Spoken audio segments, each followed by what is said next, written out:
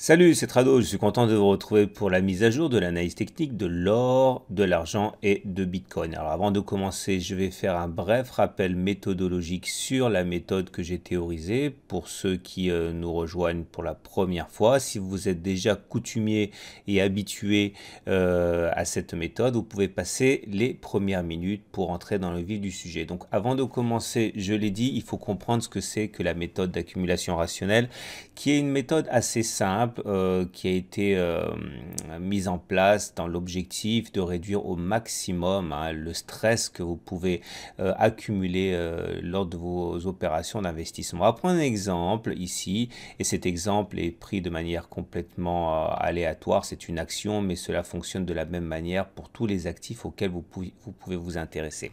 Imaginons donc que là, vous ayez, pour une raison ou une autre, jeté votre dévolu sur Société Générale et que l'action cote 38 euros et que vous ayez un objectif de 48 euros, objectif croustillant qui vous permettrait d'engranger 26%. Si effectivement vous avez de la chance et que les cours de Société Générale bondissent sans coup férir, sans consolider de 38 à 48 euros, effectivement vous pourriez encaisser une plus-value de 26%.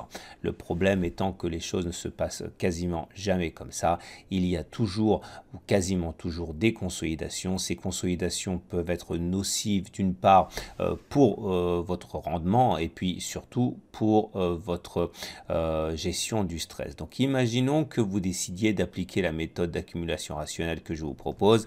L'idée est de concentrer vos achats sur des zones particulières. Ces zones particulières, elles sont faciles à identifier, du moins il y a un module que vous pouvez vous procurer si vous voulez en savoir davantage, mais en tout cas je les mets en lumière pour vous. Ce sont des zones de support, clairement, ce sont des zones qui ont déjà par le passé permis au cours de rebondir, comme la zone que vous voyez ici apparaître à 34 euros, une autre zone ici à 31 euros, et encore une dernière zone à 18 euros. Vous voyez bien que ces zones ont ceci de particulier, que ce sont des niveaux de prix à partir desquels les cours ont précédemment rebondi.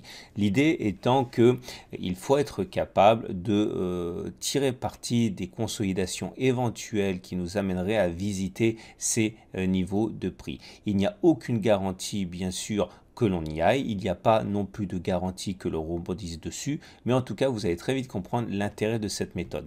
Imaginons donc qu'au lieu d'accumuler sur 38 euros, on va faire simple, on va prendre 4 actions simplement pour pouvoir simplifier. On va imaginons que vous vouliez investir 4 actions Société Générale. Et bien, au lieu d'acheter, comme dans la première méthode, 4 actions à 38 euros, vous allez acheter uniquement une action sur 38 euros. Puis une autre au cas où on irait chercher les 34 euros, et puis encore une troisième au cas où on irait effectivement chercher les 31 euros, et puis la dernière si on va chercher les 18 euros. Le résultat, il est très simple mathématiquement, vous allez modifier votre prix de revient unitaire. Au lieu de payer 4 fois 38 euros pour vos actions, vous allez payer une fois 38, une fois 34, une fois 31, une fois 18 euros, ce qui nous amène à un prix de revient unitaire de 30 euros pour 4 actions. Et du coup, si l'objectif est atteint, eh bien, au lieu d'engranger, comme on l'a vu précédemment, 26%, vous allez engranger, à partir de là, eh bien, 60%. C'est l'idée de la méthode d'accumulation rationnelle. Il ne s'agit pas effectivement d'abandonner tout espoir de voir les cours monter en flèche, mais en divisant votre investissement, eh bien, vous pouvez tirer parti d'une part d'une montée en flèche si elle se produit, ce qui n'arrive quasiment jamais, mais également de profiter des consolidations éventuelles. Voilà l'épilogue de cette opération. Vous voyez bien que les niveaux ont été visités comme il était plausible que cela se produise. Vous voyez, d'abord le niveau 1, puis le niveau 2, puis le niveau 3. Alors maintenant, bien sûr, la question que l'on peut se demander, c'est de l'issue de l'opération, si les choses étaient vraiment très mal engagées et si le niveau des 48 euros n'avait jamais été atteint. Dans ce cas, de toute manière, il est clair que si vous n'aviez pas utilisé la méthode d'accumulation rationnelle, vous auriez perdu encore plus d'argent puisqu'il est mathématiquement pratiquement évident que vous perdez moins d'argent si vous avez acheté un petit peu eh bien à 38, un petit peu à 34, un petit peu à 31, un petit peu à 18 et que finalement l'action s'effondre que si vous aviez acheté vos 4 actions à 38 euros. Voilà, c'est tout l'essence de la méthode d'accumulation rationnelle. Je vous rappelle que si vous voulez en savoir davantage sur cela, eh bien il y a un module de formation. En tout cas, pour l'instant, vous n'en avez pas besoin puisque je mets ces zones à jour régulièrement toutes les semaines.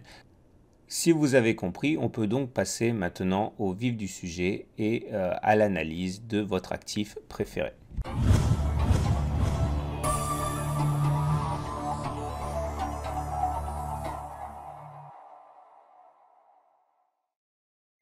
Salut, c'est Trado, je suis content de vous retrouver pour la mise à jour de l'analyse technique de l'or, de l'argent et de Bitcoin. On va commencer par les précautions d'usage. Comme d'habitude, il ne s'agit que du partage de ma méthode consistant à acheter de manière régulière sur des zones identifiées. Il s'agit ici de construire une position de long terme sans égard pour l'évolution de court terme et cela se fait en identifiant des zones particulières d'intervention qui permettent d'acheter et de réduire autant que possible son prix de revient unitaire et j'insiste dans une optique de long terme lorsque l'on a des convictions à plusieurs années sur l'or, sur l'argent et sur Bitcoin. Attention, il ne s'agit pas d'un conseil, cela est donné à titre pédagogique et informatif.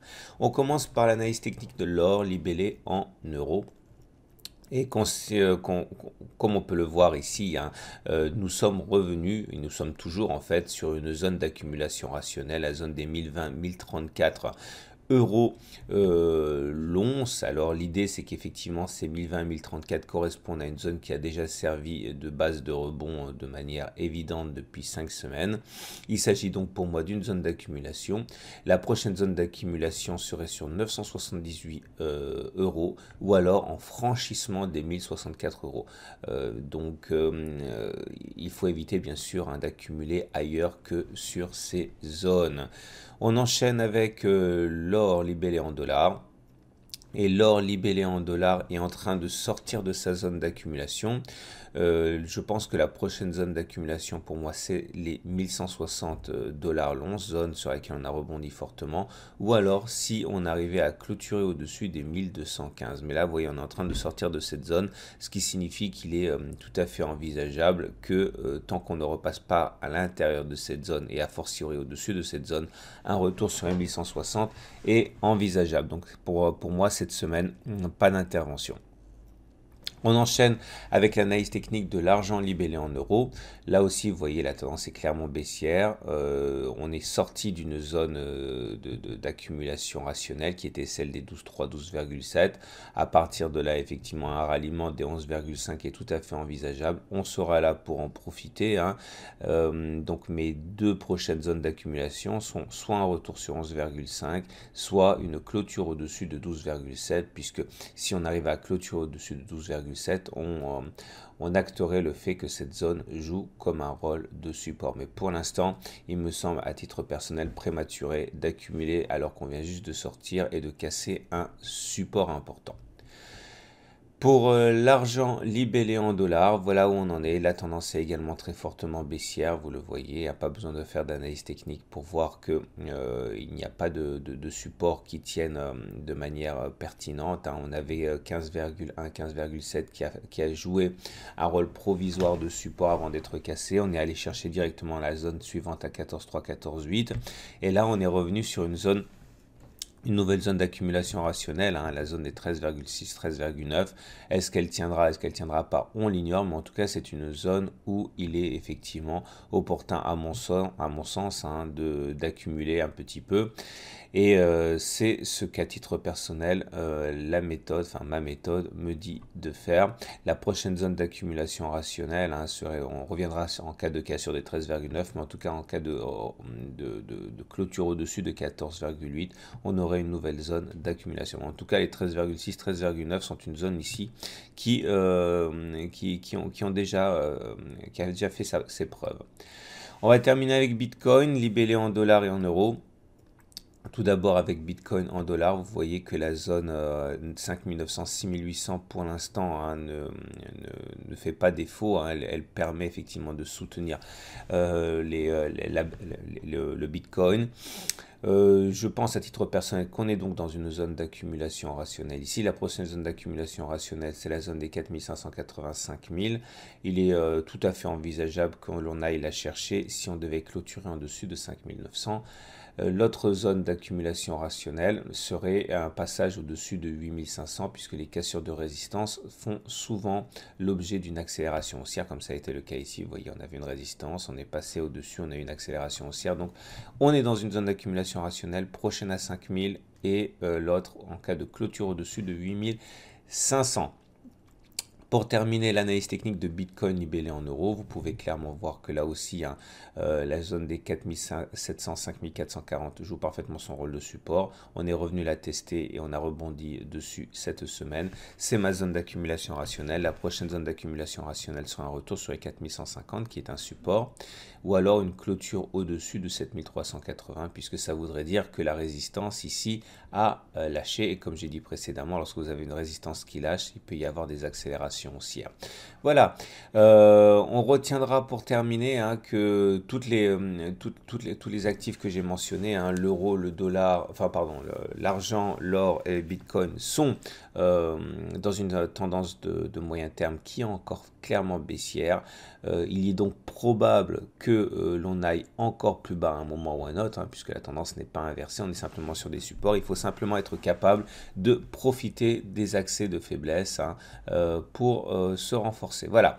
À titre personnel, je recommande au coffre hein, pour l'or, l'argent et le Bitcoin. Pourquoi? Et bien tout simplement parce qu'on peut rentrer sur l'or et l'argent dès une quarantaine d'euros, hein, ce qui permet de fractionner de manière idéale ces achats en compatibilité totale avec ma méthode.